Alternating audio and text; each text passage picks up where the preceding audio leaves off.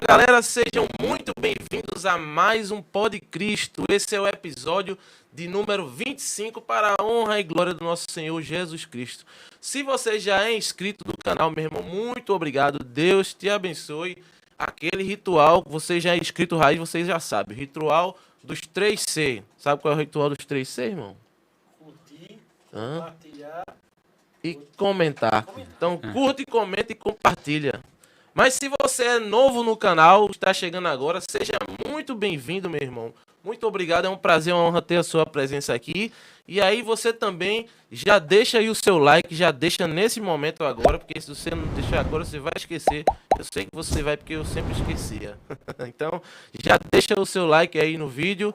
E também, assim que terminar o programa, deixa lá seu comentário, o que é que você achou, se você gostou, se você tem alguma sugestão. E também compartilha no grupo lá do WhatsApp, da família, naquele grupo da igreja. Então, o pessoal que gostaria de assistir um podcast cristão, então você compartilha aí. O Pod Cristo é isso, é um podcast 100% cristão, 100% católico, feito para toda a família. Aquele que você assiste na sala com seus filhos, que não tem problema nenhum, a classificação é livre, é um podcast feito para todo mundo, tá? Se você gosta de ouvir apenas podcast, então nós estamos já no Spotify e também no Deezer. Tá? Você pode ouvir lá enquanto estiver no carro. Se você gosta de ouvir no carro, eu gosto de ouvir muito podcast quando estou dirigindo. Boto lá e fico escutando. Se você gosta também, então todos os episódios já disponíveis nas plataformas de streaming, as plataformas de música aí, né? O Spotify e o Deezer. Em breve no iTunes também. Se você gostou muito e quer nos ajudar, você pode contribuir também através da chave Pix, que vai estar fixada aí durante todo o programa, né? Você pode fazer a sua doação para que a gente possa estar aqui melhorando a estrutura, trazendo um programa de qualidade para você. Até porque Deus merece sempre o melhor, então a gente tem que entregar o nosso melhor para Ele, tá? Dito tudo isso, eu queria dar uma boa noite aqui ao meu amigo Rafael, que está hoje na parte técnica. Boa noite, meu irmão. Boa noite, irmão. Vamos embora para mais uma. Queria também cumprimentar o meu irmão Cleverson, que está aqui comigo hoje, para conduzir também junto comigo essa entrevista maravilhosa. Boa noite, irmão. Boa noite. Como sempre, é um prazer estar aqui participando desse podcast. É isso. E, enfim, queria dar as boas-vindas ao nosso convidado, Padre Severino Arruda, ele que já esteve por aqui, já foi nosso pároco, vai contar essa história aqui. Padre, uma honra tê-lo aqui conosco, uma alegria o senhor ter aceito esse convite para estar aqui com a gente hoje. Alegria recíproca, é verdadeira. Eu quero falar, exteriorizar para quem nos vê, para quem nos escuta, etc. Da alegria de estar tendo, portanto, esse encontro maravilhoso, onde nós iremos falar um pouco acerca da nossa caminhada, da caminhada do Padre e também da caminhada da nossa fé. Desde já, muito obrigado pelo convite. E peço a você que depois escute, compartilhe, comente e curta. Não esqueça. É isso. O padre já sabe que o padre é blogueiro. Ele já... É isso. Mas, padre, vamos contar a história, né? Eu acredito que o senhor já tem passado todo esse tempo por algumas paróquias, mas isso é um tipo de informação que normalmente a gente só tem em podcast, né? Que realmente é a história, né? Então a gente queria conhecer mais quem era Severino Arruda antes de ser padre, o menininho lá, o pequeno Bill, brincando nas ruas de Cumaru. Veja, a minha história é uma história bonita por algumas razões. Primeira razão é que eu sou filho de uma família grande, uma família de 11 irmãos. Primeiro. Segundo, eu sou filho de uma família cristã católica, de credo católico. Tínhamos dificuldade de participar das celebrações porque morávamos na comunidade, no sítio. E do sítio para a cidade, 1h30 para ir, 1h30 para voltar. Então, eu sou cristão católico hoje, além de ser padre, depois vamos comentar a respeito disso, porque eu tenho toda uma formação, todas as minhas raízes, eu sou de família cristã católica, portanto. E a minha vida lá no interior foi uma vida extraordinária, como criança, como sempre, criança, filho de família simples, humilde, de 11 irmãos, sem muitas condições financeiras para oferecer aquilo que a criança que é o desejo. Nós brincávamos, hoje é tudo diferente, a criança hoje já nasce com o iPhone na mão, mas a nossa brincadeira era aquele carrinho de rolimã, descendo do barro pisado, era pegar uma tabiquinha, um cipózinho, botar debaixo dos pés, sair dizendo que era o cavalinho, etc. Então era a nossa brincadeira. Porque Bola de gude, pipa. bola de gude, pipa, essas coisas, né? Lá no interior. Então foi perfeito, Mas foi uma vida... eu tive uma infância respeitada, porque triste de uma pessoa que não tem a sua infância respeitada. Causa traumas terríveis quando uma criança é abusada. Então, graças a Deus, eu tive uma infância, não tenho o que reclamar, maravilhosa, como qualquer outra criança de família simples, família humilde, no interior da cidade mais importante do mundo, que é Cumaru. Escuta bem, a cidade de Cumaru. Guarda essa informação, né? Essa informação será a sua nota para passar no Enem. Chegou a passar necessidade, padre? De fome, assim? Não, necessidade não, de fome não. Mas vida folgada, vida boa, não. Isso aí não. Tudo com muita É, humildade, mas porque com muita luta vivíamos da e o agricultura. suficiente, né, O suficiente padre? da agricultura. Não é Suficiente, né? fácil você tirar o sustento da família. Quantos irmãos? Não. 11, somos 11. Todos vivos, padre? Todos, graças a Deus. Graças a Deus. É. Eu diria. Todos vivos. E eu já estou praticamente com quase 50, né? Vou fazer 49 anos agora, no dia 5 de janeiro. Mas não parece não, viu, padre? O senhor tá bem, o senhor tá bem. Vai acontecer o Botox. O ácido hialurônico. Isso aí eu acho que é o patins, viu, padre? Sim, Tá patinando ainda? patina. Ah, então é atividade física. Ou senão, eu fui patinar, os meus patins quebraram-se e eu falei na missa, oxe, chegou e ganhei, foi um presentaço. Eu vi lá. Eu vi no Eu coloquei Instagram lá, até, vi. foi. Eu vi no Instagram. Show de bola. E, padre, e como é que foi esse contato? O senhor falou aí que a igreja ficava a 1h30, né, de caminhada. Como é que foi amadurecendo a fé do senhor? Como é que foi esse amadurecimento da Isso. fé? Primeiro, o amadurecimento da fé. Quando você nasce de uma família cristã, você recebe toda a informação em relação à fé, ao credo naquela família. E, primeiro passo. Segundo passo é que eu estudava no interior, no sítio Cajá. Eu morava no sítio Queimadas e estudava no sítio Cajá.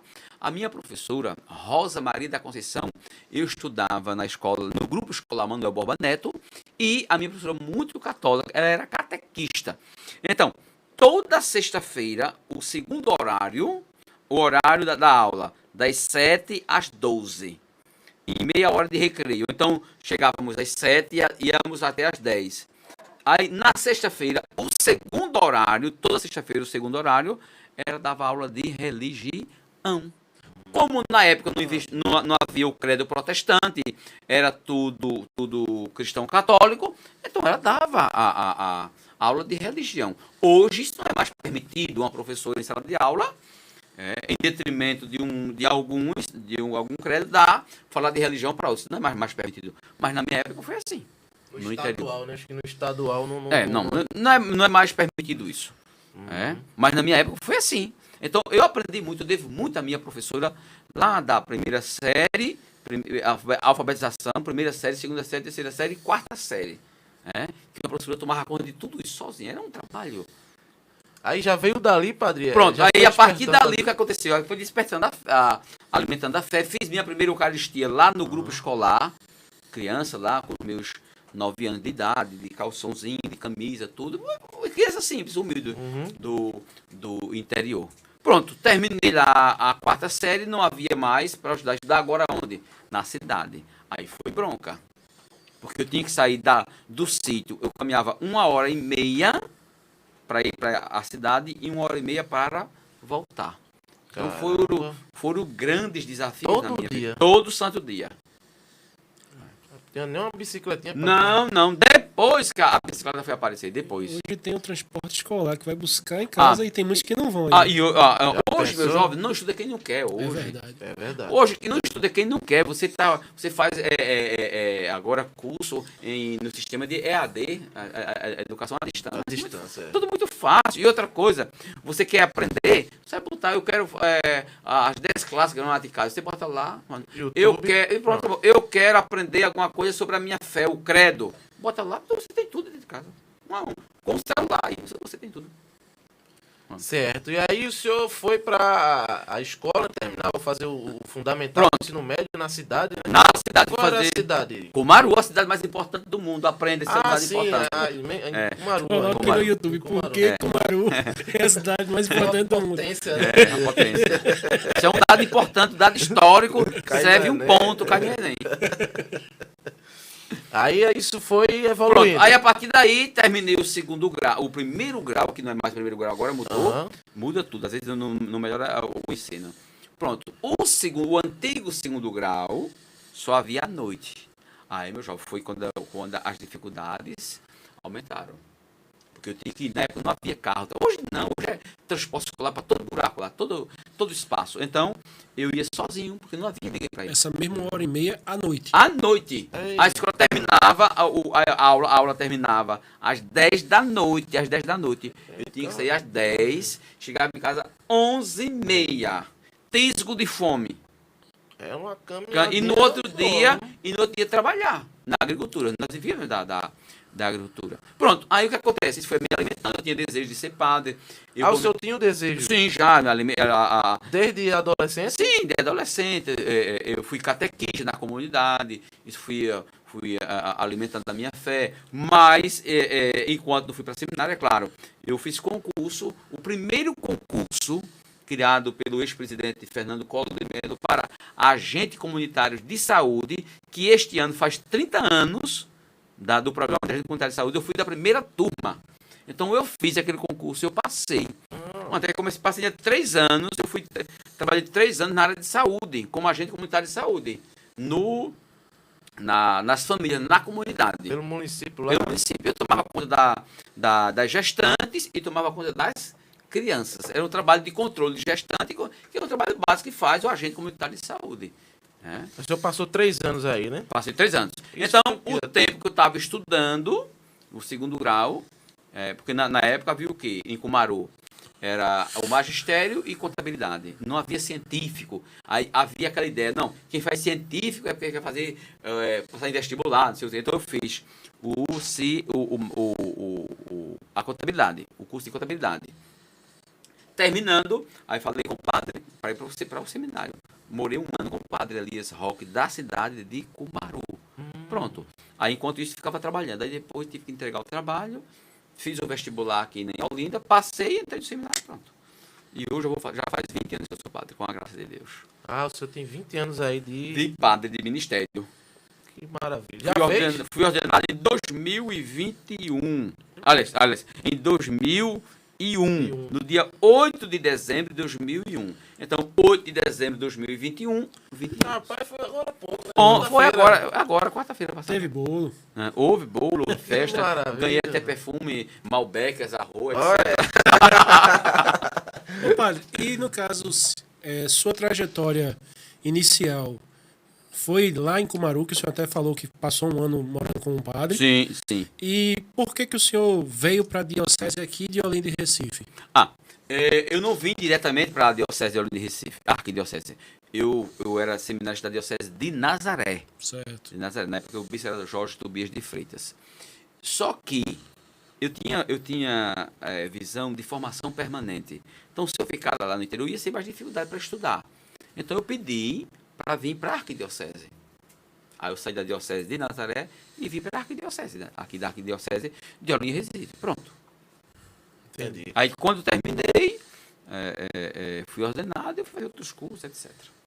Padre, a quem é que o senhor atribui esse jeito que o senhor tem irreverente, que eu particularmente acho um jeito irreverente de celebrar, de fazer a homilia, esse jeitão que o senhor tem, essa voz potente, né, imponente durante... A quem que o senhor atribui? É uma característica do pai, uma da inspiração? mãe? Não. Isso é questão minha mesmo. Eu não tenho assim, porque geralmente algumas pessoas dizem, não, fulano é o meu protótipo, fulano é o meu modelo. Não, Sim. isso é da minha natureza mesmo. Ou esse É da jeitão. personalidade. Da minha personalidade, esse jeitão, brincalhão, etc. Vocês me conhecem um pouco, mas aqui eu brinco, as minhas homilias são verdadeiras catequeses, etc. Isso é da minha natureza, mais da minha mãe. Agora eu sou um pouco assim, intransigente, eu sou perseverante, eu sou persistente, eu sou lutador, batalho, eu vou atrás, eu corro. Isso é muito da minha mãe. Porque se eu tivesse puxado ao temperamento do meu pai, aquela coisa. Entendeu? Meu pai era, meu Deus do céu, o mundo tá pegando fogo, meu pai lá, dormindo. Uma calma, né? Uma calmaria. Quando minha mãe brigava com meu pai, aquelas brigas de família, sabe o que meu pai fazia? Meu pai saía por ali, caladinho, ia lá pro sofá. Hoje estava dormindo, né? Então, meu temperamento, aliás, temperamento é meu. Agora, a personalidade teve muita parte da minha mãe. Minha mãe tem essa personalidade forte, determinante, persistente. É claro, vocês sabem, né? Quem não persiste não vai conseguir nada, etc. Eu me lembro que as homilías de Deus sempre foram muito objetivas, né, Edson? Sim, o direto. Senhor sempre se fazia muito bem entender, a mensagem era passada de maneira simples e clara, Ele né? tinha uma frase clássica que era o seguinte: quando a homilia estava começando a se estender, ele dizia assim: ah, se o padre tivesse tempo. Pois é. Ô, padre, me diga uma coisa, uma curiosidade minha também. De onde é que vem esse apego, esse gosto do senhor pelo português, o português, né? Uma característica muito forte do padre, né? O português bem falado, bem pronunciado, né? Uma única coisa. Questão de autoestima. Eu sou padre. O padre é formador de opinião. O padre é formador de opinião.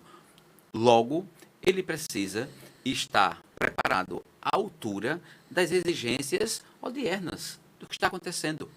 Então, eu me preparei para isso. Eu estudo, eu não paro. Eu vim para cá, para esse nosso encontro aqui fraterno, mas eu estava estudando em casa. Eu estou fazendo uma pós em saúde mental, por isso que o padre tem tanto de criar essas coisas, viu?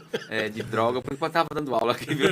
Pois é, estou terminando uma pós em saúde mental. E eu estou estudando agora a cadeira da questão das consequências que as drogas causam nos usuários. E quando lamentavelmente, o usuário é uma coisa estigmatizada, principalmente o usuário, o pobre, né? É violento, é ladrão, é alijado, carrega uma nódoa, etc. Mas não vamos. Então, essa questão do meu zelo, não só pela língua portuguesa, mas por uma formação permanente, é porque eu sou formador de opinião. É a mesma coisa, você agora pergunta para o padre, padre, o que é que o senhor acha da situação que está acontecendo em Pernambuco? Aí cria um fato aí, por exemplo, padre, o que é que o senhor acha da morte de Samia Boana? Aí eu chego aqui, é o quê? Eu não sei, é o quê? Não, eu tenho que estar antenado.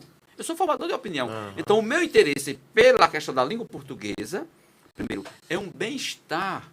Eu me sinto feliz falando o mínimo necessário do português. O português erudito fica para os gramáticos. Mas a minha formação permanente, sim. Padre, qual foi a primeira paróquia que o senhor assumiu assim que o senhor ordenou? Foi uma surpresa para mim, que foi a paróquia Santa Terezinha do Menino Jesus, lá no distrito de Bonança, em Moreno. Foi um desafio muito grande para mim, porque era o padre jovenzinho, bem mais bonito, elegante. Agora não, o negócio de ainda, etc. Agora, para ficar tudo em pé, tem que colocar botox, ácido hialurônico, fazer transplante capilar, etc. A vida é assim, né? É autoestima, também faz parte. Então, foi bonança, foi um trabalho maravilhoso, um trabalho bonito. Mas um grande desafio, porque é uma comunidade onde o número de protestantes é enorme. É mesmo? É enorme. É uma comunidade onde há o maior número de templos protestantes. É justamente Bonança. E Bonança é um distrito pequeno, porque a divisão ali com o Vitória é muito próxima ali, é uma divisão tênue. Do outro lado fica a antiga conhecida Tapera, que é já Vitória de Santo Antônio. Então eu trabalhei ali, em Bonança. Foi uma experiência boa de 2 anos. Mas, depois que o superior descobriu que eu fui vestibular, estava estudando, aí ele me transferiu automaticamente e aplicou penas canônicas, chamadas de penas expiatórias, porque lá eu era administrador paroquial e ele me reconduziu para um vigário um vigário paroquial.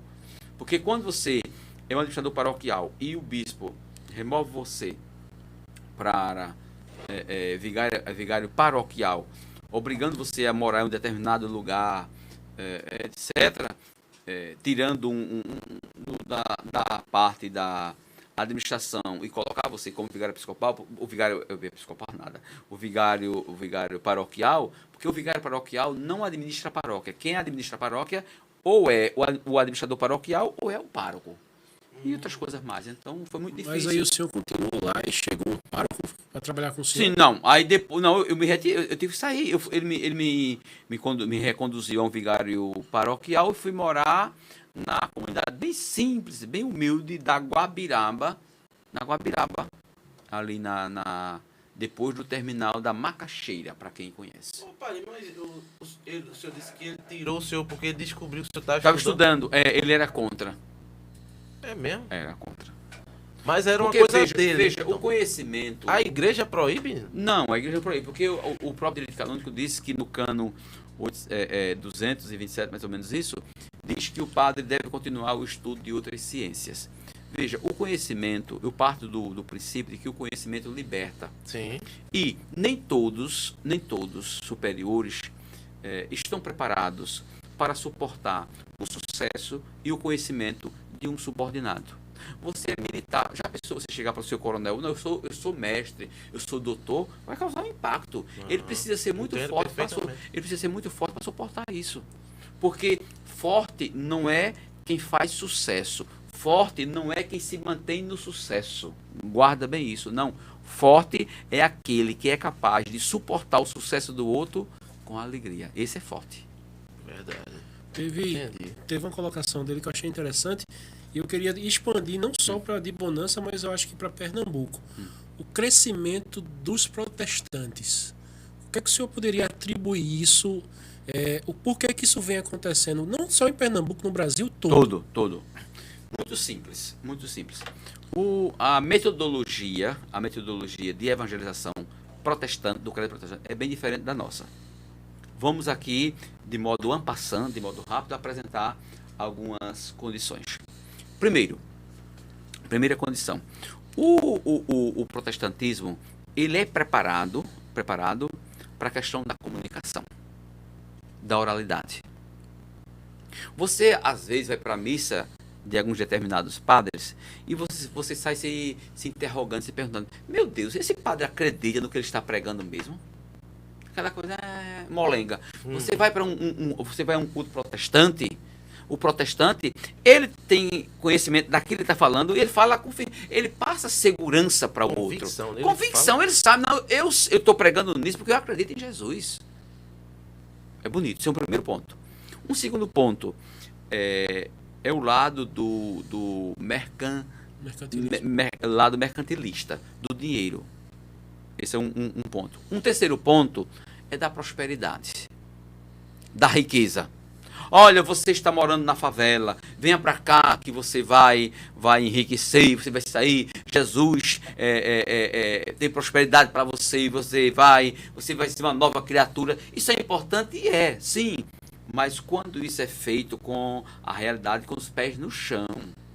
Agora, quando isso existe para ludibriar o outro, porque não venha dizer a mim, como vem muitos exemplos aí, que você está em uma favela, no outro ano você tem um carro do ano e tem um apartamento. Por favor. Isso se chama no direito de o crime de estelionato. Isso é um estelionato da fé. Ok? Agora, qual é o grande problema? Aqui está o grande. Qual é o grande problema da evangelização em relação à Igreja Católica? É a questão da hierarquia. Eu não posso pregar o que eu quero, não. Eles pregam o que eles querem. A doutrina é que eles querem. Não, nós temos uma doutrina. A doutrina é esta. E outra coisa, qualquer pessoa não fazer parte, é membro, venha participar, etc. Não, nós temos uma doutrina. Vocês são cristãos católicos, sabem disso. Uhum. Então tem que seguir uma doutrina. Então, há um certo entrave. Mas um fator, isso aqui é fundamental, que eu vou dizer. Presta bem atenção, você que está nos vendo.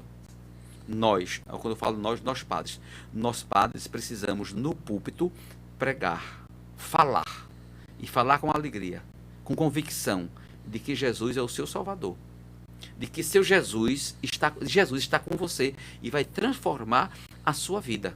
Confie em Jesus. É isso que nós padres estamos precisando falar, porque o púlpito não foi criado para se falar de política partidária. Não. Eu tenho a minha filosofia partidária, eu tenho, mas ninguém, isso no púlpito não. Eu posso falar no púlpito sim, de política, política que visa ao bem comum, é outra coisa. Agora, política barata, eu estar no púlpito brigando, eu sou de Bolsonaro, Bolsonaro é o santo, eu sou de Lula, Lula é coisa boa, eu sou de... Não, isso aí não, isso é teologia, isso é coisa barata, isso é perder o essencial. Então, o que a Igreja Católica está perdendo muito, aí aqui é uma crítica, que não é minha, mas é do grande formador de opinião, José Luiz Pondé. Pondé, a exemplo de Karnal, de Cortella e tantos outros, Pondé fez uma reflexão interessante. Ele disse o seguinte: enquanto a Igreja Católica estava preocupada em dar feijão, arroz, teologia da libertação para os pobres, esses mesmos pobres receberam dos protestantes a palavra de Deus e agora estão lá. Então nós precisamos levar a palavra de Deus, levar Jesus Cristo para essas pessoas. Porque se levar só feijão e arroz, meu jovem, o Estado pode fazer. Quem faz isso é a missão do Estado, não é minha não. A missão primeira da igreja é levar Jesus, é levar a palavra. Porque é a palavra que transforma a pessoa. É a palavra que conduz a pessoa no bom caminho. Acabou. Porque se eu ficar no assistencialismo, isso não passa de um marxismo barato.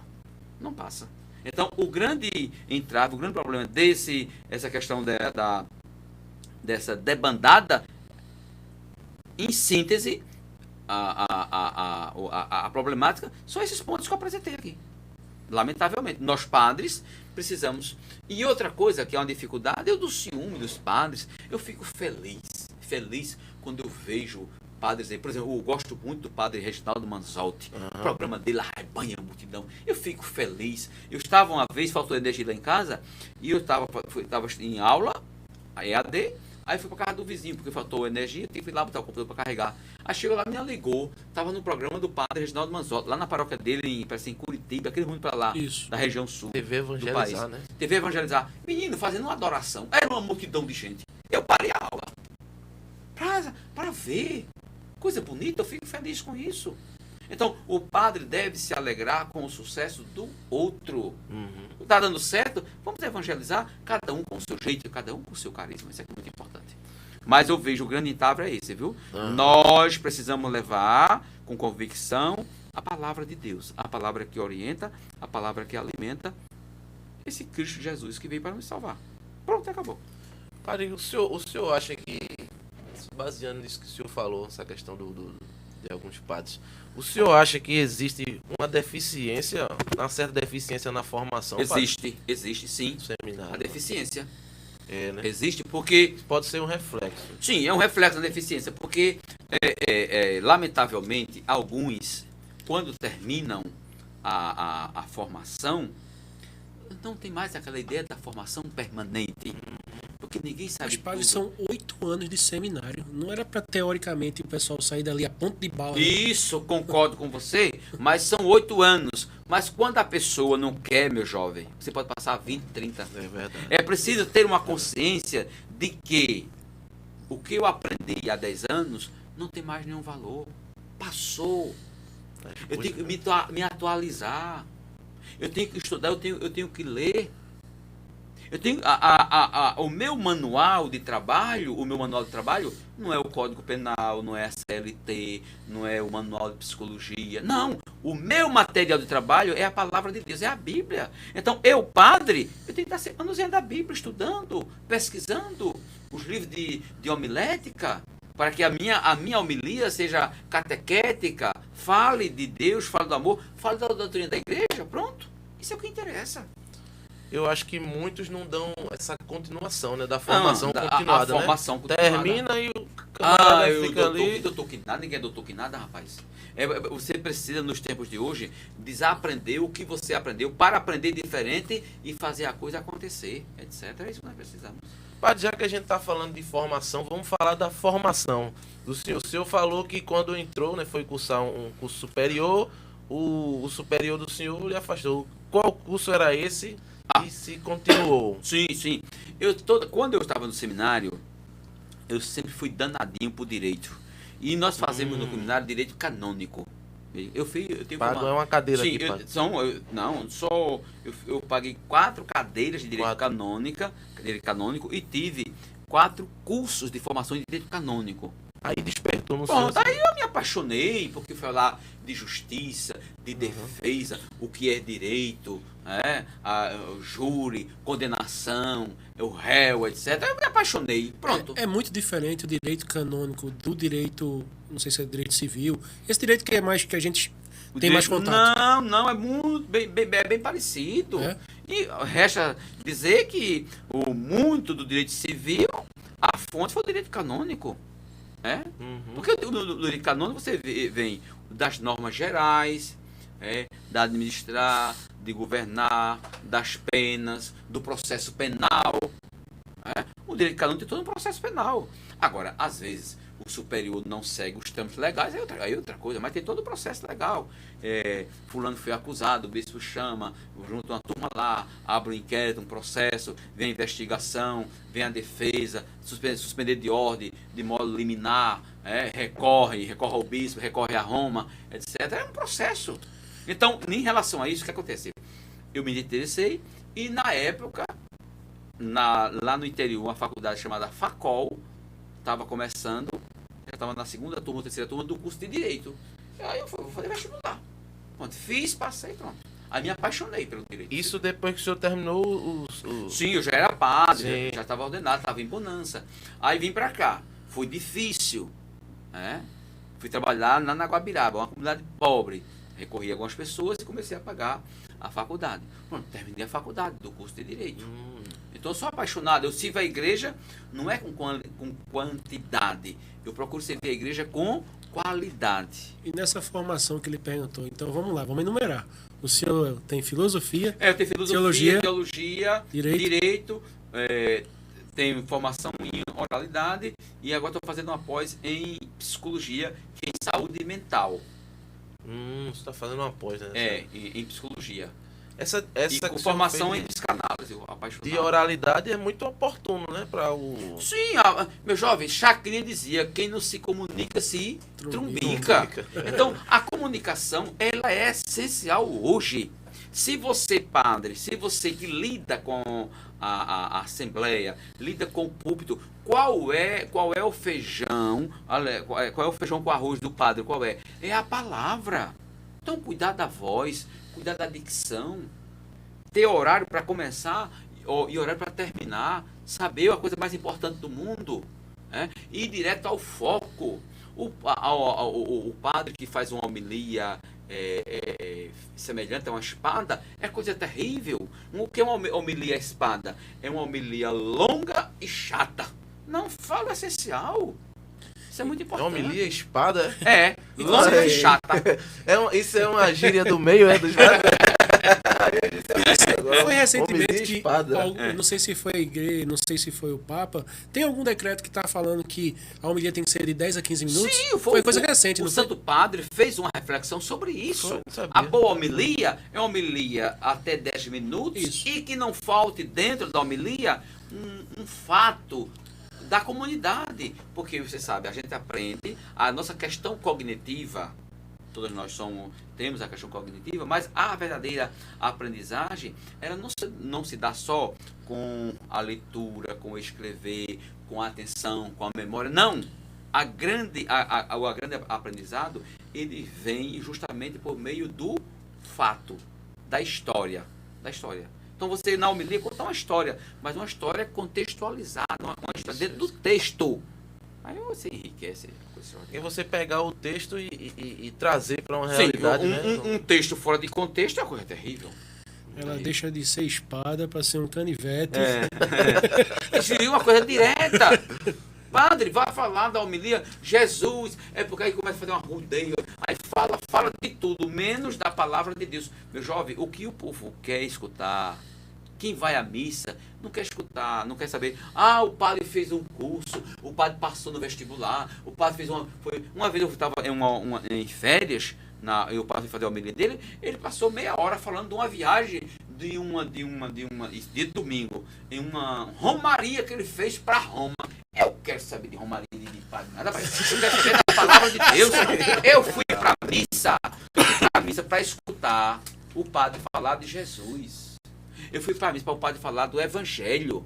Eu não fui para a missa para o padre falar dele, da romaria dele, não, meu jovem. Não. Contando vantagem, né? Sim, isso é outra coisa. Então, perde-se muito isso. Perde mesmo. É? Verdade. Então, eu sou apaixonado. Eu tenho uma formação permanente. Eu sou apaixonado. Aí, padre, um homem... Essa pandemia mesmo, para mim, foi uma bênção de Deus, essa pandemia. Uma pandemia. Vamos falar disso, então. Porque né? Já que entrou nesse assunto. eu já vou superando 65 livros na leitura na pandemia. Então, é uma bênção de Deus para mim. Você realmente foi... Não, meu jovem, Aproveitou, hein? meter a cara. Mas sempre, né, padre? O senhor está sempre, né? Sim. Isso Formação, costume, é um hábito, né? formação permanente. Você quer me deixar doente? Tira o livro de mim. Tira o livro. Ave Maria, eu adoeço. Adoeço. Aí, da Guabiraba, o senhor Sim. foi pra onde depois? Ótimo. Guabiraba, quanto tempo lá, padre? Em quase 5 anos na 5 Guabiraba. anos. Quase Comunidade pobrezinha, humilde. simples, humilde. Aquela favela lá. Favela aqui, na acepção do termo, na visão sociológica. Não favela aqui no termo depreciativo. Ah, sim. É muito importante entender Sim, isso. sim, sim. Porque quando você fala de favela, é como se fosse favela um estigma. Não, não é isso não. Favela aqui no termo, como diz a própria sociologia, uma comunidade. Carente, né? Uma comunidade, que é favela. Pronto, acabou.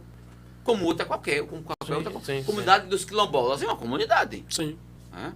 Sim, aí eu passei lá, auxiliei em Casa Forte, aquele padre de Casa Forte, padre Edivaldo, depois de 5 anos. Chega, portanto, a nova gestão, o José Cardoso Sobrinho renuncia, chega o senhor arcebispo. Quando o senhor arcebispo chegou, o senhor arcebispo tomou posse em agosto, no início de agosto. Isso. E o padre Cirilo Silvino morreu também no início de agosto. Isso. No início de agosto. Pronto. Aí 15 dias depois foi a morte dele. Aí de imediato foi aquele rebuliço todo, né? Que vai, pronto. Aí chamaram. Convidaram-me para eu ser o pároco de Peixinhos. Pronto. Eu fui o primeiro pároco nomeado pelo senhor arcebispo. Dom Fernando Sapurito. No caso, o senhor não entrou naquela troca dos padres, não. O senhor entrou logo... No início logo. Meio que emergencial. né? Emergencial. Foi uma coisa assim, porque Foi um negócio- emergencial. Porque a provisão dada dos padres ia se terminar em janeiro do Isso. ano seguinte. E eu vim para aqui logo em agosto, na minha posse. Teoricamente, o senhor não poderia que o senhor nem pudesse vir para cá se fosse em janeiro. Sim, né? nem poderia, não sei. Se ele tivesse vivo, tivesse morrido. Se acontecesse tudo dentro da normalidade, Isso. provável que é. Ô, padre, como é que foi que o senhor encarou esse novo desafio, assim, diante dessa realidade diferente, né? De um padre vir a falecer e o senhor ter que assumir aí uma paróquia um tanto fragilizada pela... Para mim foi desafiante por alguns aspectos. Primeiro aspecto, a experiência de uma paróquia grande. Agora não, ela está pequena. É, que eram várias Várias comunidades. Várias capelas. 8 capelas. Eu ficava sozinho para dar conta das 8 capelas. A matriz e as capelas. Esse é o primeiro ponto. Segundo, eu não tinha visão macro de administrar uma paróquia tão grande e tão fervorosa, tão viva. Isso foi uma grande dificuldade. Outra grande dificuldade que eu encontrei aqui foi a questão dos funcionários. 3 funcionários sem carteira fechada durante 12 anos. Isso é muito Eita, difícil. Deus. Então foram dificuldades. Eu caí aqui de paraquedas. Isso. Por necessidade. Eu não conhecia a comunidade. Vocês não me conheciam. Eu não os conhecia. Isso é natural. Houve atritos. Isso é natural. Então foram algumas dificuldades. Então, depois que eu saí daqui, já estava maduro, experiente. Porque o que faz você crescer e ajudar você é a experiência. Aí fui para o Cajueiro, então foi bem diferente. Então os desafios foram esses, mas a paróquia... Então o Peixinho para o senhor foi assim, essencial dentro desse processo seu. Sim, de amadurecimento. Né? Sim, como padre, sim, porque a experiência que eu tive lá foi 2 anos administrador paroquial, mas é uma comunidade muito simples, lá em Bonança, lá como vigário paroquial, e aqui foi como administrador paroquial. Então só assim, então Na prática a mesmo, primeira paróquia foi foi Peixinho. Peixinhos. O senhor passou quanto tempo aqui? Eu não me lembro. Eu sou péssimo. 6 anos. 6 anos. 6 6 anos e 5 meses. Por quê? Setembro, outubro, novembro, dezembro, janeiro. 6 anos e 5 meses aqui. Isso. Aí o senhor de lá foi pra Cajueiro. Cajueiro. E agora estou indo, com a graça de Deus, para... 6 anos também lá. 6 anos. As provisões são de 6 anos. 6 Aham. anos. Para pároco. Para pároco. Mas é porque pode acontecer alguma coisa. Isso. Aí... Nesse caso, aí, já que o senhor teve duas experiências diferentes, é muito diferente o seu trabalho aqui, como foi em Peixinho, com o de Cajueiro? Sim, por uma única razão. O Cajueiro é um público bem diferente de Peixinhos. Aqui em Peixinhos, quando dizem a juventude, abre a porta, toca o sino, todo mundo aí. Cajueiro não, é um bairro muito idoso, pessoas idosas. Por exemplo, a paróquia não há na paróquia Juventude do Cajueiro. É mesmo? Não há. Tentei implantar o EJC, tudo, mas não há jovens. Quantas capelas são lá? São Fora- apenas duas. É a matriz e uma capela? Não, a matriz de duas As capelas. duas capelas. Somente. E não há juventude. É uma paróquia idosa. Idosa. Entendi. Idosa. Enquanto aqui o senhor tinha Não, 8 aqui, lá 8 3. comunidades, aqui era festa, alegria, tocava o sino. Aqui tudo. tem festa quase todo ano, né? Por É. ter a quantidade de comunidade É, que tinha comunidade. na época. Cajueiro, né? Agora mudou um pouquinho porque Dividiu, são né? outros padres. São o padre Gustavo, o padre Nilson, Nilson do outro lado dividiu. o padre Sérgio. Sérgio, que agora também foi transferido, né? Padre Sérgio. Mas o padre Nilson também foi transferido. Também vai pra... E agora quem vem é Itamaracá. o padre Josias. Pra cá. Ele já esteve aqui, padre Josias? O Padre Josias já celebrou aqui quando o Padre Silvino era o pároco e convidado. Não sei Isso como é. eu lembro dele como convidado para a festa, por exemplo. Mas ele já esteve aqui para conhecer a paróquia? Não, não. Já deve ter tido. É porque como a gente agora ficou paróquio do Espírito É Santo, porque você... a nossa realidade é só para cá agora. É verdade. Eu sei como é. A gente Ah, fica agora meio, entendi. meio que por fora. Perdido, né? é verdade. O que acontece lá em Peixinho. É verdade. Eu tô na noção de que Aí o senhor vai pra onde agora, meu padre? bairro Santa Luzia, aliás, bairro da Estância, paróquia Santa Luzia. É lá indo para a Avenida Recife. Recife, isso. Que a paróquia fica ao lado do viaduto. A casa paroquial dá de frente com o viaduto. É aquela paróquia que a pintura dela é como se fosse cor de cimento, Justamente. do viaduto, Do viaduto. que na frente vai dar o Colégio Visão. Ali Não, naquela avenida. eu sei, do outro lado fica o Macro, que é um supermercado. Isso, supermercado. é isso Pronto. mesmo. É, né? Mas tá aquilo ali. É que como é lá grande, muita capela? Não conheço. Conhece, né? Aí eu falei com o padre está em festa, aí vai marcar para eu conhecer a comunidade, conhecer o conselho. Quando o senhor, antes do senhor vir para cá, para Peixinho, o senhor não tinha tido contato nenhum com o Peixinho, não sabia. Não, nada. E lá em Cajueiro, o senhor já tinha pelo menos alguma noção? Não, nada. Então todo desafio que o senhor colocado Foi do zero. Nunca que eu pensei que ia para Cajueiro. E também nunca que eu pensei que fosse para Santa Luzia. Certo. Padre, vamos falar um pouco da outra área de atuação do senhor, que é Vamos na lá. área do direito, né? Ah, Como é que o senhor atua hoje? O senhor atua hoje dentro da igreja Pronto. em relação ao direito? veja, Na área do- em relação ao direito civil, eu sou bacharel em direito. A minha intenção, qual foi a intenção de fazer direito? Para conhecer, para falar com qualidade, não com quantidade, e servir melhor a igreja. Isso, a minha intenção foi essa. Uhum. Questão de formação e também um pouquinho de orgulho na formação. Claro. É importante, como dizia o grande Janguier, o dono da Maurício Nassau, é importante você fazer mestrado, isso ajuda. Não pode ficar nisso, tem que ir para a prática, etc. Isso foi importante na minha vida. Questão de título, a questão de conhecimento. Esse é um ponto. O segundo, aí sim, é do direito canônico. A minha formação de direito canônico, eu trabalho, ajudo o Tribunal Eclesiástico. Depois da minha ordenação, no segundo ano, eu fui convidado para auxiliar, para ajudar no Tribunal Eclesiástico, como juiz do tribunal. Já que eu tinha formação, conhecia. Pronto, passei 13 anos no Tribunal Eclesiástico como juiz do Tribunal Eclesiástico. O tribunal precisou de um advogado que não havia, estava com necessidade, então eu não tive demora. O moderador do tribunal, que é o bispo, solicitou, eu aceitei e saí da judicância e fui para a advocacia do tribunal.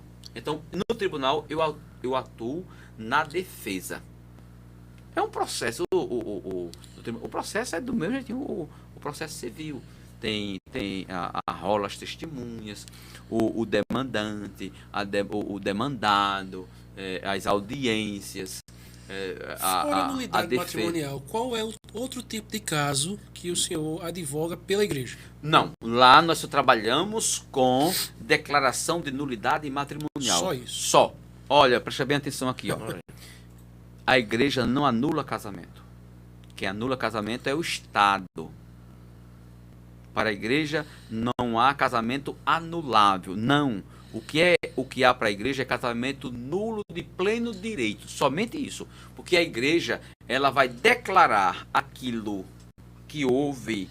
Se houve matrimônio ou se não houve. Se houve matrimônio verdadeiro, então ela vai dizer, aqui houve matrimônio, não pode ser declarado nulo e ponto final. Como não acontece lá.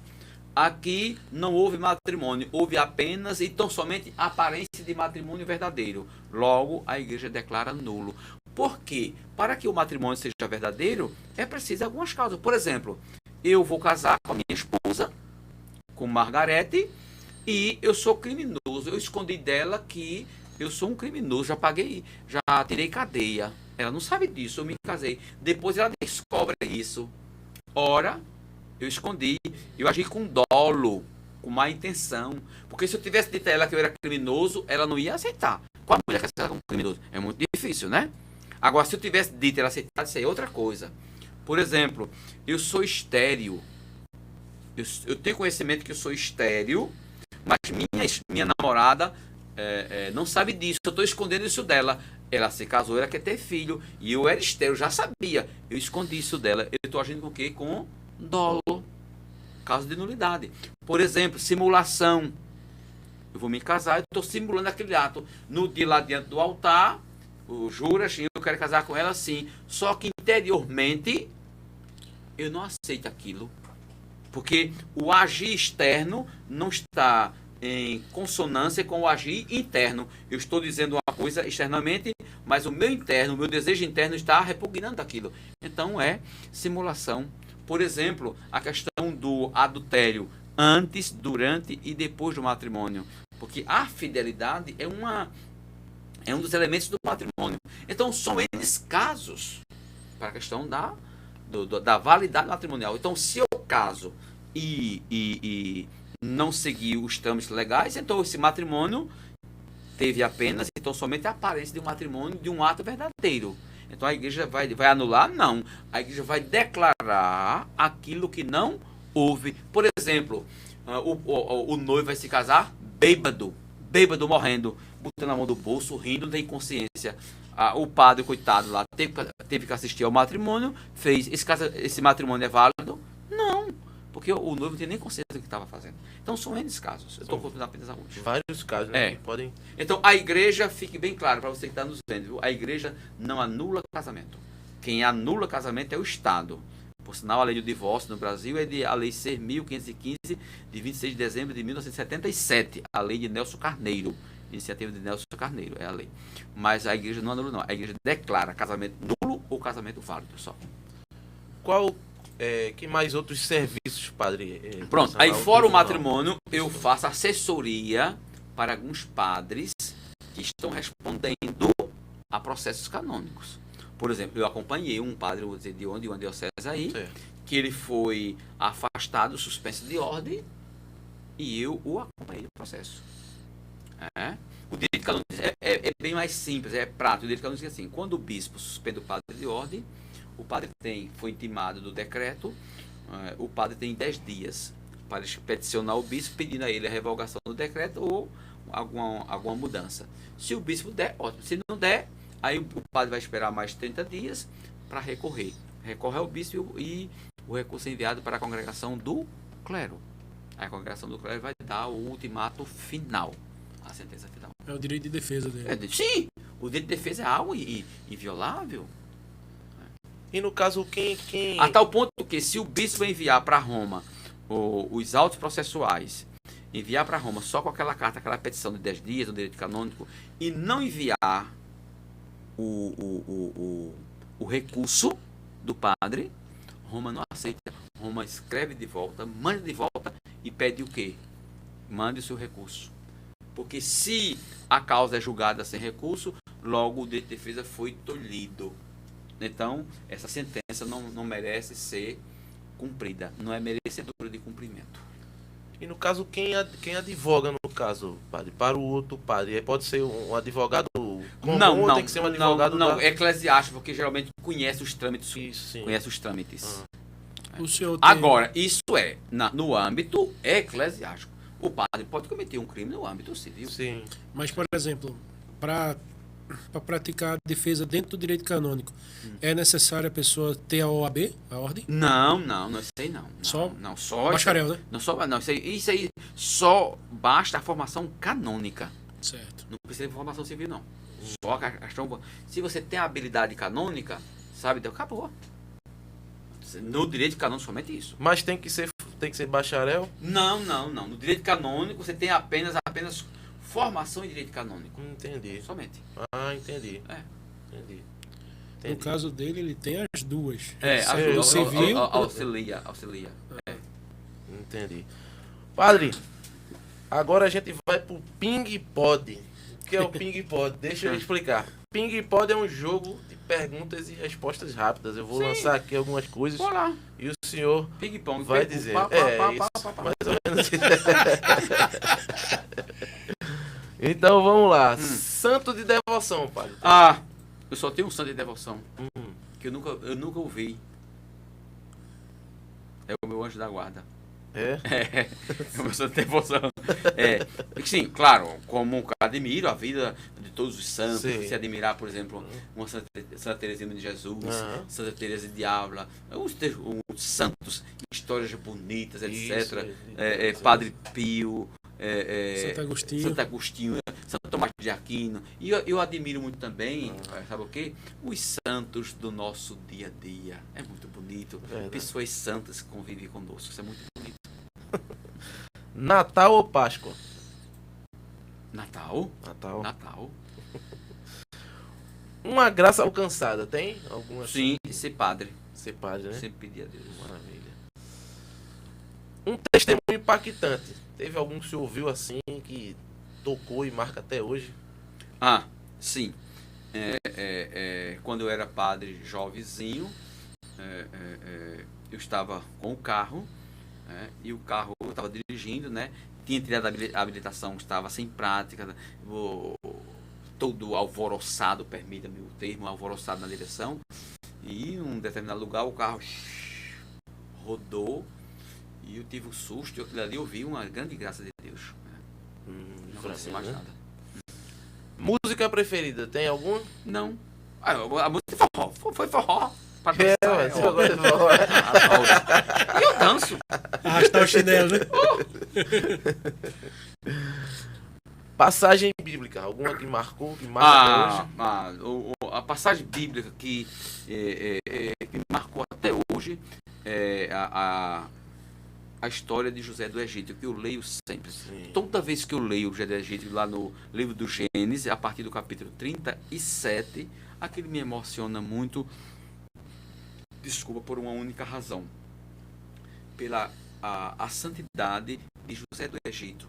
Quando os irmãos não aceitaram por causa de inveja, de ciúme, depois é vendido. E o sofrimento de José estava apenas começando, porque a esposa daquele homem que servia Potifar, o grande general lá, se engraçou por José. José, como homem justo, não quis. José foi para onde? Na prisão, porque todo justo sofre, porque a verdade é feito o braço, não bate e queima. Então, por ele não ceder às tentações daquela mulher, isso aconteceu. É uma passagem bíblica que me marcou muito quando eu li, e eu leio sempre essa passagem bíblica. Verdade, passagem bíblica. Até novela, né? Sim. Se Jesus voltasse hoje... Poxa, eu ficava aqui conversando com vocês. Tô nem aí. Sabe por quê? Eu jovem todo dia, quando eu celebro a Eucaristia, é Jesus ali. É a Eucaristia de Jesus, cara. Verdade. Um arrependimento, tem? Tenho.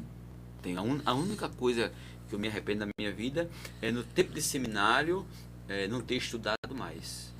Não ter estudado mais. Chegava o colega para conversar, deixava o livro. Distraía. Isso eu me arrependo.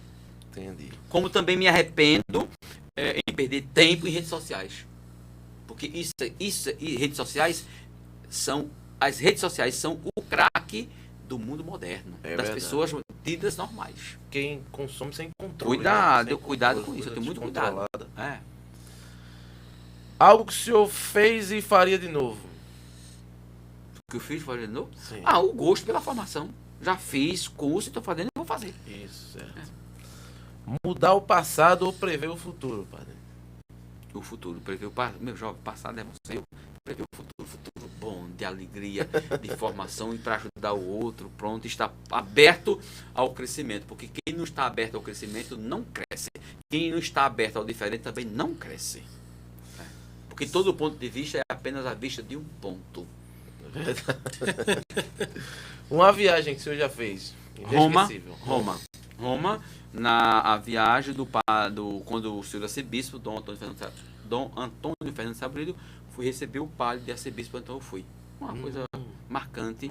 E eu tive a graça de ir ao santuário de São Francisco de Assis. Lá no alto eu fiquei assim, abestado, porque é santidade.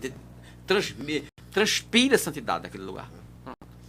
Uma viagem que o senhor gostaria de fazer. Eu tenho uns sonhos assim de viagens, coisa. Talvez conhecer voltar a Roma. Para né? conhecer mais coisas. Conhecer mais coisas. Então, Se o senhor não fosse padre, o que é que o senhor seria? se não fosse padre, Sim. eu era médico. E é medicina? Medicina. Olha aí. Eu tinha experiência como agente comunitário de saúde, né? É, A tal já ponto tá que eu lá. fiz, eu faço muitas coisas na área de saúde. Fiz formação de agente comunitário de saúde, passei 1 ano em formação, tem. E após agora que o E senhor agora estou mencionou, fazendo na área de. Aí estou aprendendo muita coisa de psicologia, as estruturas clínicas freudianas, como lidar com outras, as psicopatologias, as neuroses, as psicoses, as perversões. É na área da saúde mental, né? Estou apaixonado. É saúde, né? Saúde. É. Um filme. Tem algum? Um filme assim que o senhor... O filme que eu gostei Sim. é aquele nosso, que é muito engraçado, que é justamente do nosso Ariano Suassuna, O Alto- o Alto da Compadecida. É por uma brilhante. única razão. Sensacional. Por uma única razão. Porque Ariano Suassuna, isso é de gente inteligente. Ariano Suassuna chamou o padre de ladrão, chamou o bispo de ladrão, chamou e outras coisas de sem vergonha e tudo, e não ofendeu a ninguém. Enquanto os outros aí. Mas isso é de gente inteligente, porque quem é inteligente entende e não ofende ninguém. Somente. Veja a maneira engraçada de Ariano Suassuna trazer fatos que acontecem da igreja por causa de alguns atos de moralidade. Mas ofendeu a igreja? Ninguém. Pelo contrário, os bispos gostaram, eu até gostei. Enquanto os outros por aí, entendeu? É uma obra espetacular. Se amanhã fosse o último dia, padre. Semana foi o último O dia? último dia de Eu vida. vim dormir tranquilo, ia rezar, ia dormir, ia ler a Bíblia e pronto. É isso. Tô fazendo o meu, né? Tá bom. Tô nem aí. Um artista ou banda. Tem algum? Não. Sei não. Tem não, né? Não. Um irmão. Não tenho preferência dos meus irmãos, gosto de todos os irmãos. Não, eu digo assim, uma pessoa que o senhor considera muito, que tem um apreço... sim, um irmão apreço- nesse sentido, né? É. Não é irmão de consanguinidade. É. Eu tinha uma irmã, fantástica, tinha um carinho muito grande, que morreu, que foi, vocês conhecem, Maria Helena, que era da paróquia aqui. Maria Sim. Helena. Eu acho que não, conheci não, mas tem uma pessoa extraordinária. Um sonho. Um sonho, meu jovem, chegar à minha velhice, à minha senectude, mas com lucidez. E não tá dependendo de ninguém. Porque a coisa mais para mim que eu sinto muito é ficar dependendo dos outros. E uma coisa que eu peço a Deus, um sonho que eu peço a Deus é que chega lá, se puder, à noite, leve o velho. Pode levar o velho. Tu ia dormir, né? Não, Que pode levar, eu fico feliz, sem nenhum problema. Vai entendeu? dormir já... Não tem a problema, bola no céu. não tem problema de morte. Depois que acabar, eu tenho 2 perguntas pra ele. Certo, tá certo.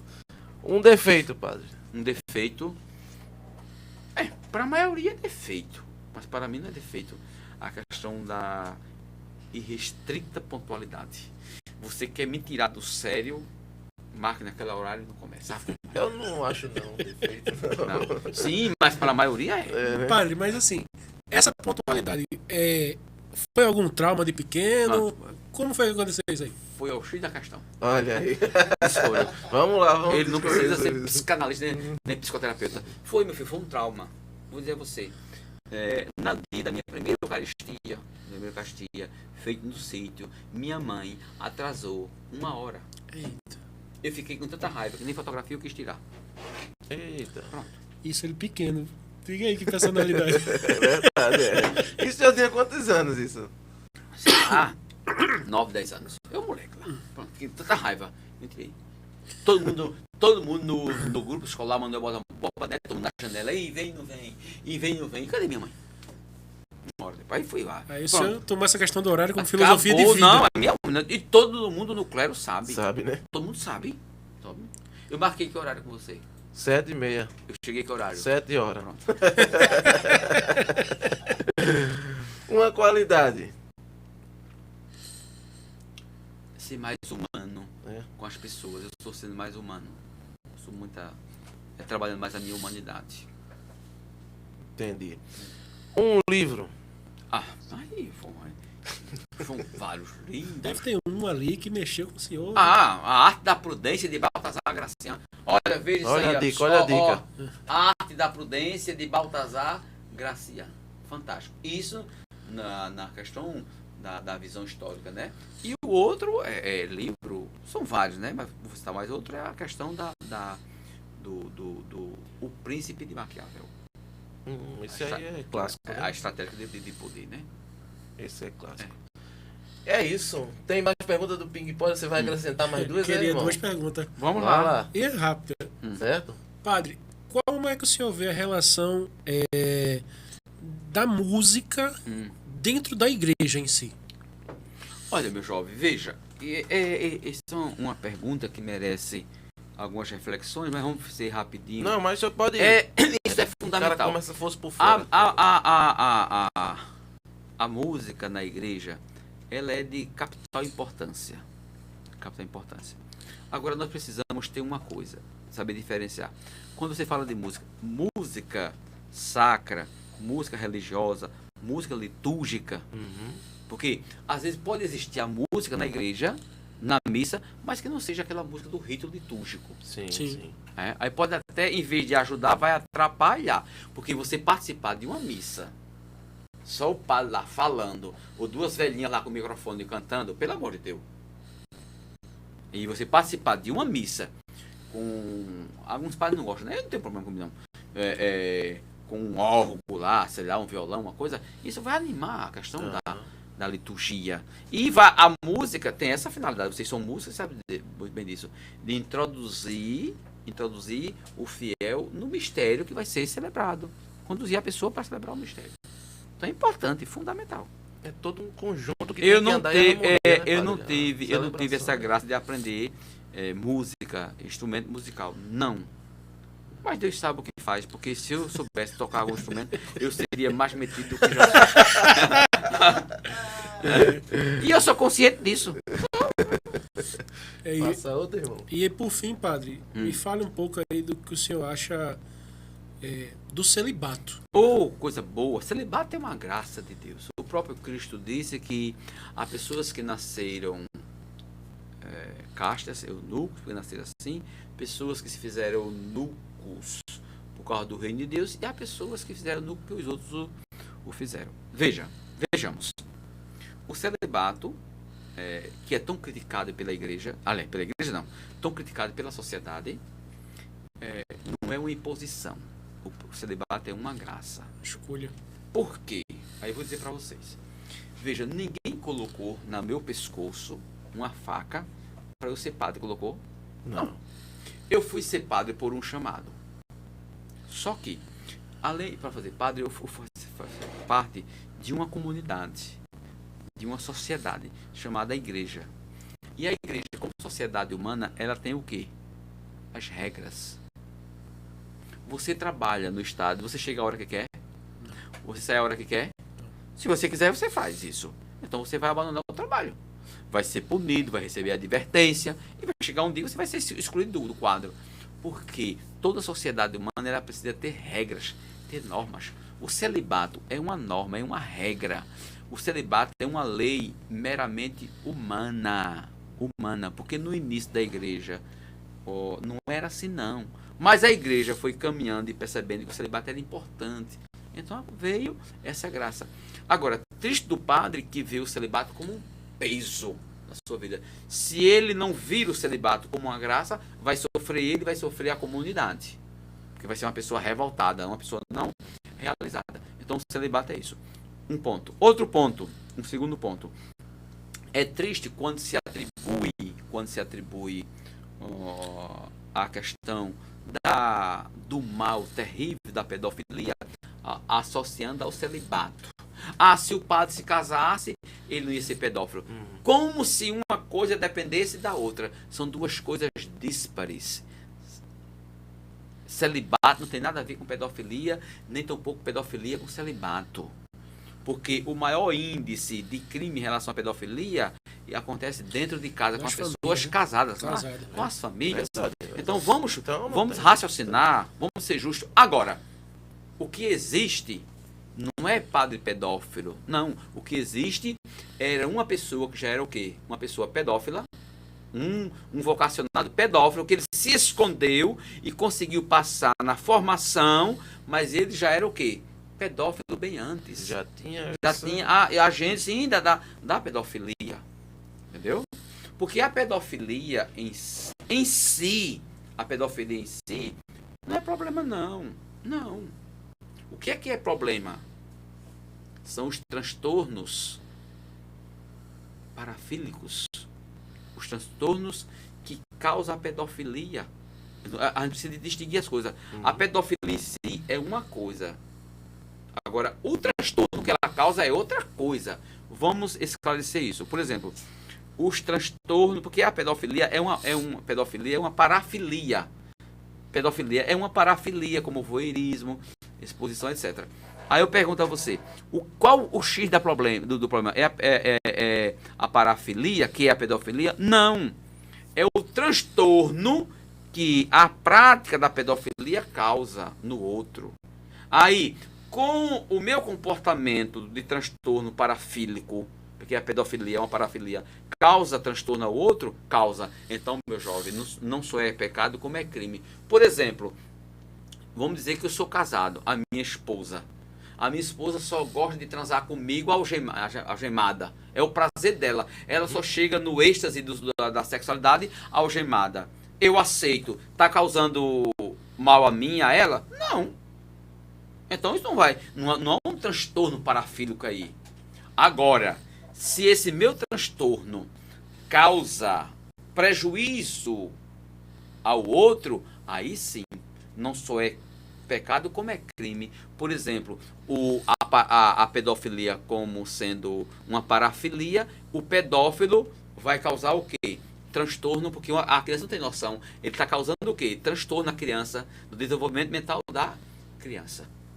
A questão é essa. Então, associar pedofilia ao celibato, pelo amor de Deus, é um descompasso tremendo. É ser de uma brutalidade. Então, a razão de existir da pedofilia não é do caso do celibato, não. Nem do celibato e pedofilia. São duas coisas distintas. O que aconteceu, sim, e o que pode acontecer, sim, foram pedófilos, que já eram pedófilos antes, que se infiltraram nas fileiras eclesiásticas e chegaram ao ministério sacerdotal. Mas já era pedófilo antes, é outra coisa. Só um complemento dessa pergunta do celibato. O senhor acha que há brechas futuras para que seja opcional? Não, o celibato, como lei meramente humana, qualquer papa pode abolir, qualquer papa. Agora, o papa é muito ingênuo, depois de tantos anos, a lei do celibato, ele chegar no hora e falar, abolir é ingenuidade, isso não vai não. É um bem muito grande para a igreja. Ok? Verdade, concordo. Padre, a gente tem um quadro aqui, já se aproximando do fim, que a gente pergunta de história engraçada. O senhor recorda alguma história engraçada nessa trajetória do senhor aí de 20 anos de sacerdócio? Alguma situação inusitada de missa, alguma sim. coisa? Não, Senhor... de missa não, mas uma história engraçada foi quando eu era padre jovenzinho lá em Bonança, descobrir a minha idade, a data que eu ia completar a idade nova, e do dia meia-noite, do dia 4 de janeiro para a virada do dia 5, eu sozinho na casa paroquial dormindo, aí veio aquele povo cantando parabéns para mim. Parabéns, meia-noite. Surpresa de meia-noite. Foi, eu fiquei louco, o que é isso aqui? Eu tava chegando na comunidade, então o povo se reuniu da comunidade, meia-noite lá, cantando parabéns para mim. Será que já era uma tradição? Não, eu não sei, não acho que não. Chegaram com bolo nesse horário, eu dormindo, meia-noite. Então uma coisa que eu nunca Como foi que o esqueci. senhor recebeu essa... Eu acordei assim, olhando assim, assim, olhando. Processando ainda. Mas eu não sabia, meia-noite. Então foi uma coisa engraçada. Tem uma história engraçada dele, ele, nas homilias, que ele dizia mesmo assim, ele acho que ainda diz, né? Quer fazer uma homenagem pra mim, faça comigo vivo. Isso! Depois de morto, não vem trazer flores, não.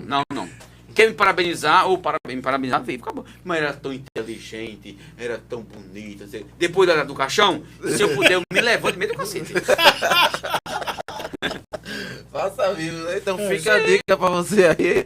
Vou homenagear o Padre Severino, aproveite agora. Jovem, Não vai a pessoa, veja, vai dar nome de rua ele não. veja, a pessoa que nunca me visitou, nunca me deu flores, etc. Aí no dia do meu enterro, tá lá, ai meu Deus, esse padre é tão bonzinho.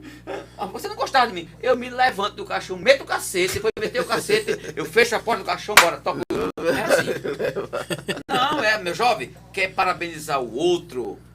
Olha, precisamos corrigir as escondidas e precisamos parabenizar em público. Todos nós somos carentes de um reconhecimento dos nossos talentos e acabou, rapaz. Então venha parabenizar a pessoa em público. E se for possível, dentro de todo mundo. E tem uma coisa também que a gente tem que deixar registrado, o acolhimento da comunidade Rainha da Paz foi feito por ele. Aqui foi. Sim, Inclusive verdade. o bispo veio falar comigo na Tem época. muito carinho pelo senhor, viu, Padre? Sim, eu sei disso. Claudiano. Foi pessoal tudo cacete lá. na época, porque chegaram sem nada. Sem E nada, eu fui brigar sem com nada. a cúria, atrás de colchão, de cama. Eu acho que eles falaram isso. É né? uma- Falou. A comunidade Rainha da Paz é uma bênção na uma nossa bênção. paróquia. É uma Ah, benção. que bom, que maravilha, né? De oração. Então aí, firme e forte aí na missão. Mas alguns já mudaram, né? Foram embora. Porque roda muito, né? É, Só sempre rodando, né? Mas o carisma deles... É de adoração. Isso. É. Ter a comunidade Rainha da Paz com a gente hoje, né? Principalmente esse lado que eles têm voltado para a juventude, faz com que a nossa juventude ainda exista É muito bonito, né? aqui. É uma benção. Então foi da minha época, inclusive o arcebispo veio me consultar na época para disse, não, vamos lá. Só que eles não tinham nada. Não nada. Aí eu fui brigar com o Econe na época, fui atrás de comprar cama, colchão, todo, vassoura, balde. E foi da primeira turma. Foi da primeira leva que veio. Gratidão eterna. Viu? Verdade, Mas eu tenho um carinho muito verdade. grande por eles. Agora, claro, os que vieram antes já estão aí, saiu todo mundo. Padre, vamos falar um pouco sobre essa questão da pandemia. O senhor falou que foi bom porque leu muito. Como foi que o senhor trabalhou isso nas celebrações? Que teve toda essa mudança de formato, né? Que passou a ser online. Ok. Como é que foi isso? Como é que o senhor Veja, enfrentou essa em realidade relação diferente? às celebrações, tivemos um pouco de dificuldade porque nós não temos uma PASCOM na nossa paróquia. Não temos E juventude, o não senhor temos falou PASCOM. que é uma comunidade mais É, idosa, idosa, né? só idosa. Não temos. Mas, por outro lado, nós temos, incentivava Rede Vida, Canção Nova, muitas celebrações, etc. Sim, verdade. Isso foi um ponto. Um outro ponto da dificuldade era da questão da visita aos doentes, porque não podia, era tudo doente. Aliás, doente não, era tudo idoso. Então, um cuidado verdade, extraordinário. E juntar aquele grupinho pequeno, já que não tinha muito jovem, gente disponível, para celebrar. Passamos um tempo longo celebrando só com quatro pessoas. Uma equipe bem Não só a reduzida, minha. né? Por exemplo, celebramos lá uma Vigília Pascal, a coisa mais triste do mundo. Vigília Pascal, que é uma coisa bonita, uma tristeza. 4 pessoas na igreja. Somente para auxiliar o padre. Então foi um momento, uma coisa muito traumatizante. Nesse sentido, Mas agora tá tudo escancarado. Não quero nem saber. Padre, muito obrigado por o senhor ter vindo. Foi uma conversa muito bacana, bem esclarecedora. Eu queria que o senhor deixasse aí uma mensagem final, falando um pouco aí das redes sociais. O senhor é bem ativo aí no Instagram. Isso. Diga aí pro pessoal Primeiro, aí. obrigado a vocês pelo convite, por essa partilha fraterna entre nós. Isso, um diálogo Isso, é verdade. fraterno. Tem muitos seguidores. Para você que acompanha aí a turma aqui do podcast, né? Pode Cristo. Pode Cristo. Pronto. Importante. As redes sociais em si são neutras. a grande questão consiste em o que você, eu, nós estamos fazendo com as redes sociais. As redes sociais podem ser na sua vida, na minha, na nossa vida, uma grande graça, uma grande bênção de Deus. Porque nós estamos aqui em um ambiente fechado entre nós quatro, né? Isso pode tomar dimensão de mundo, apenas com alguns microfones aqui, a internet, etc. Então isso é uma graça. A comunicação é em fração de segundo. Então aproveitar a rede social para evangelizar. Aproveitar a rede social para falar de Jesus. Aproveitar as redes sociais para falar do amor. Aproveitar as redes sociais para falar do relacionamento humano. Aproveitar as redes sociais para falar do grande amor de Deus entre nós. Cuidado. Não use as redes sociais para as intrigas, para as divergências, para a briga. Não. Precisamos pegar os pontos que nos convergem. E aí, seguir em frente. Deus o guarde, Deus o abençoe. E quem quiser seguir o padre, Bio de Arruda. Não, tem no meu Instagram, Bio de Arruda. Bota lá, Bio de Arruda, pronto, tá lá. Acho que é Arruda Bio. É Arruda Bio. É no Instagram. É no Instagram. Arruda Bio ou Bio de Arruda. Arruda Bio. Pronto. Vai estar lá o padre, vendo ele com momentos únicos com sua mãezinha querida. Isso, a velhinha. A velhinha. E eu coloquei assim, a velhinha entregou os pontos, foi lá cochilando. Galera, muito obrigado pela presença de vocês. Não esqueça de se inscrever no canal, por favor. Você que chegou até aqui, se você gostou, deixa lá o comentário, deixa o seu comentário lá, sua sugestão também. Nós estamos também no Instagram, @podcristo1. Lá você siga também lá o Podcristo no Instagram, porque lá a gente divulga a agenda, divulga o convidado, né, quem vai estar vindo aqui, a gente divulga os cortes, né, quando saem os cortes. Todo sábado pela manhã um programa novo vai ao ar e durante a semana os cortes a gente vai postando os cortes, tá? Então estamos no Instagram, estamos no Spotify, no Deezer, no YouTube e também no Facebook. Você encontra o Podcristo para você acompanhar e ficar por dentro da nossa programação. Então, fiquem com Deus. Eu queria que o senhor encerrasse, padre, dando uma bênção, né, para o pessoal que está aqui nos assistindo. A bênção é sempre uma graça de Deus na nossa vida. Para você que nos assiste, que nos acompanha essa turma aí, não do podcast, mas do Podcristo, que recaia sobre você, sobre a sua família, a bênção de Deus Todo-Poderoso, Pai, Filho e Espírito Santo. Amém. Amém. Fiquem com Deus e até o próximo Podcristo, se Deus quiser. Amém.